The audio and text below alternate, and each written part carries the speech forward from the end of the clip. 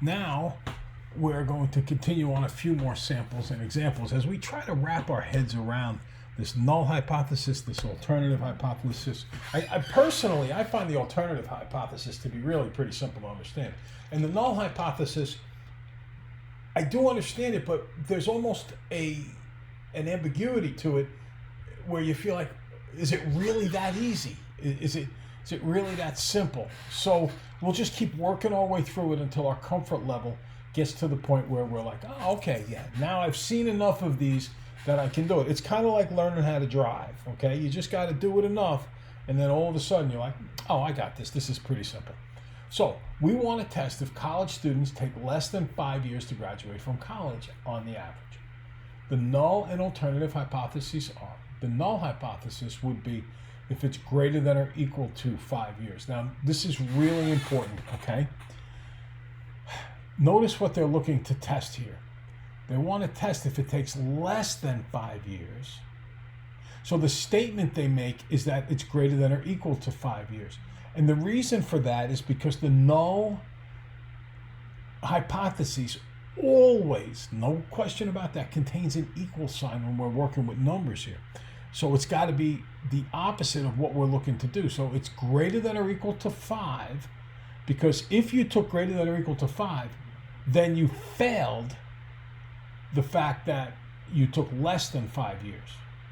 Okay, so again, if you took 5 or more, then that means you did not take less than 5.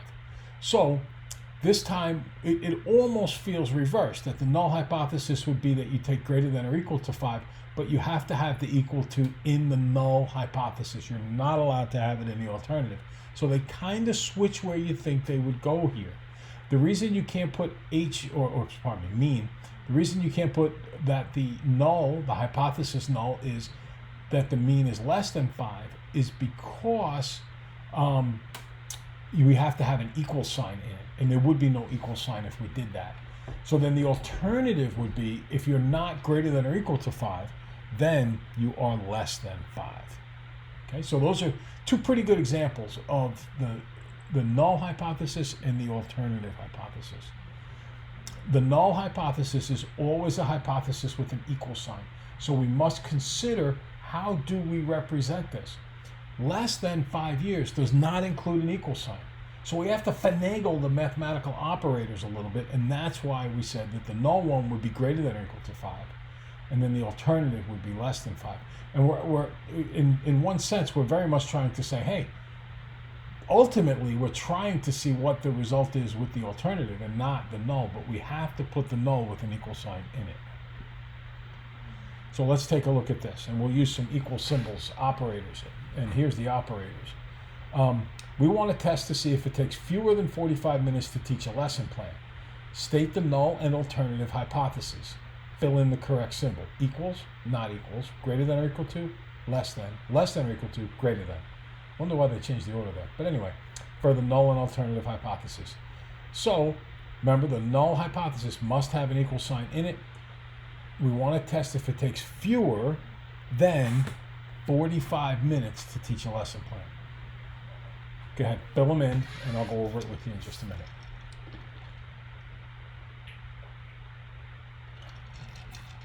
Of course, you can do stop and start if you wish. So, first, my null hypothesis, ultimately I want to test if it's fewer than 45 minutes, which is like if it's less than 5 years. So we can be greater than or equal to 45 minutes as our null hypothesis, and then the alternative would be that you're actually less than 45 minutes. Okay? Example 9.3. Again, using this as our base to model from. It's the same question we did before. Try this one. We want to test whether the mean height of 8th graders is 66 inches. Okay? Is the average height of an 8th grader 66 inches? State the null and alternative hypotheses. Remember, the null hypothesis must have an equals in it. You hear my dog snoring in the background? That was her. Her name is Ziva. Okay. So we want to test to see if the mean height is 66 inches. So we would say, is the mean height 66 inches?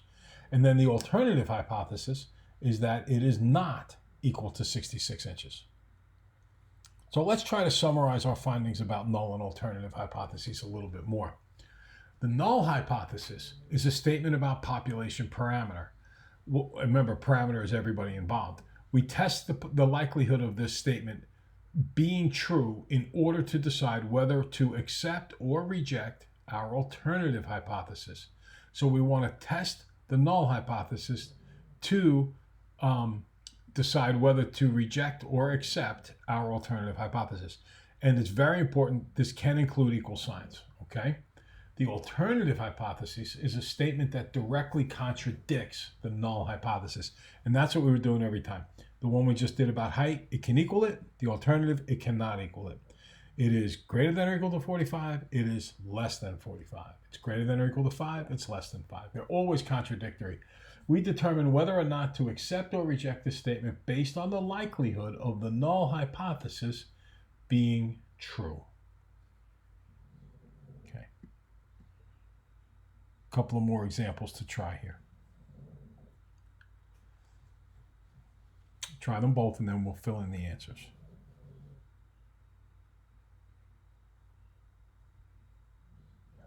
I shouldn't say try them both. The first one's done for you. You can read through it.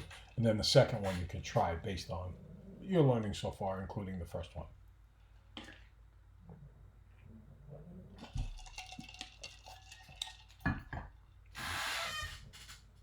Stop and start if necessary.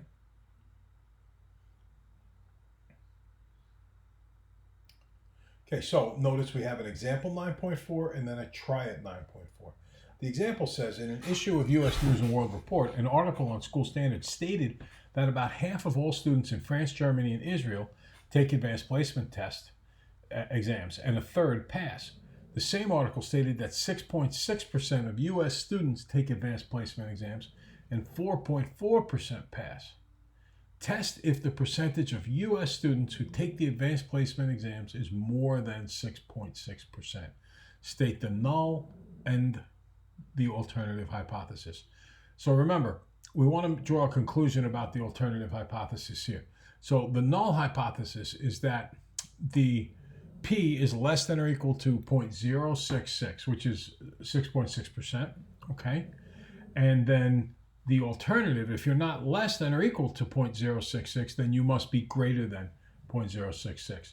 And that's ultimately what we're looking to see. Is the alternative definition or the alternative hypothesis true? So try it 9.4. Thinking about that in mind, on a state driver's test, about 40% of the test, about 40% pass on the test on the first try. We want to test if more than 40% pass on the first try. So go ahead.